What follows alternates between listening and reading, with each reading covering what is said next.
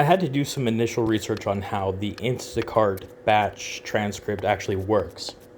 When it says your shopper refunded an item, it doesn't actually mean it's a refund.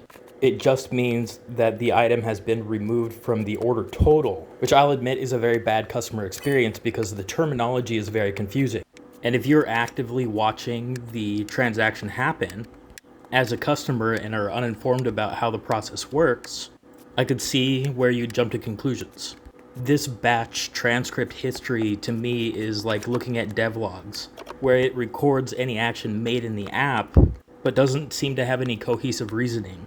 So as I said before, if you're watching the transaction happen live, it could be very confusing.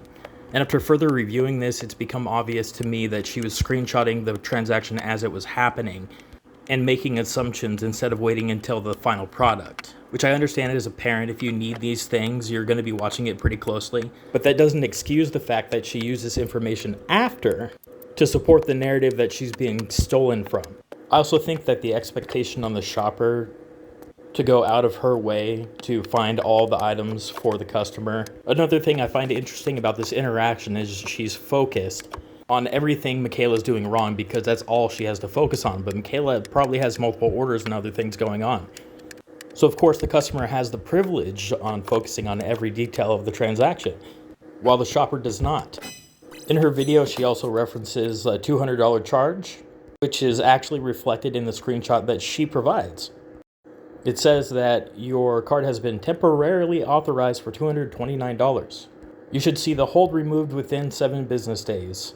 And from my own experience, sometimes you can call the bank and have them remove the authorization hold, especially when you can provide a final transaction ID. Now keep all that in mind as I play you Mikayla's response video for this whole situation. Okay, first things first. I have people telling me that your order was $290. I have your receipt right here because we are required to keep it. Let's see, I don't know if you can tell what's on there. Okay, so there's your Curology. Let's see, the little sound machine is right here as well. And it is $98. And I see that it was hard to see the receipt, so I enhanced it and flipped it so you can actually read the items on the receipt, which reflects a subtotal of $98. And that is before all of the Instacart fees come through. $11 total. So for people to be messaging me telling me to return the pack and play to you, which as we now know, the pack and play was never charged, therefore never purchased. And to be threatening me and my kids is beyond me. But I will try to get this cleared up the best I can. I do know that you needed somewhere for your child to sleep, which is why I was apologizing. I never said I didn't steal. I have the receipt for proof. Now, she's not admitting that she stole here. What's happening is she's saying that what the original person posted was false. I imagine Mikayla's probably pretty flustered at this point, with people threatening to dox her. What she's stating is that she never actually said in the chat the statement, "I'm not stealing from you." I imagine the influencer posted this because it lends itself to drama and her narrative. I said, here's your reassurance that, because you had mentioned, well, it says you've already checked out and started delivering, so why no pack and play? Because the pack and play couldn't be scanned. Barcode was so scratched off, I couldn't scan it, as you said. So I wanted to reassure you that you were refunded the pack and play. Not that I stole. I wasn't worried about you thinking I stole. And correct, it says that I was delivering the order to you around 7:52, 7:56, and I delivered to a blue and white house, which I will also post. I have people saying that it was a black and white house. Don't know where that's coming from.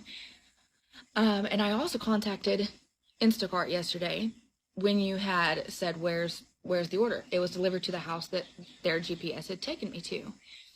And I have proof from them saying that it was completed, which means that it was completed.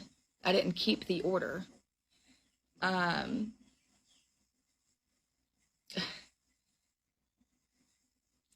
I also have gotten messages saying that yours was, like I said, $290. If anything, I don't think it would be that much, but it could be a pre-authorization charge from where the pack and play and the puddle jumper was already on there that you were... The transaction even reflects this. She was right. ...refunded for.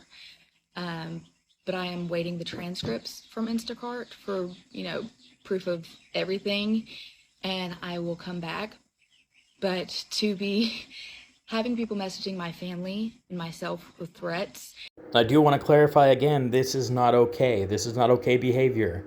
Regardless if you think she deserves it or not, you do not threaten an individual on the internet. You don't know what they're going through. In fact, at this point, you probably don't even know the entire situation. So why do that?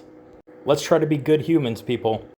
And people say, well, why didn't you reply? Well, because it's 3 o'clock in the morning, and just as you, I have children, and I didn't steal, so I wasn't expecting to have to deal with backlash. So yeah. After watching Mikayla's response several times, nothing really comes across as untrue. I'm pretty good at reading people as a side effect of my ADHD, and everything she says comes across as genuine. So again, leave her alone.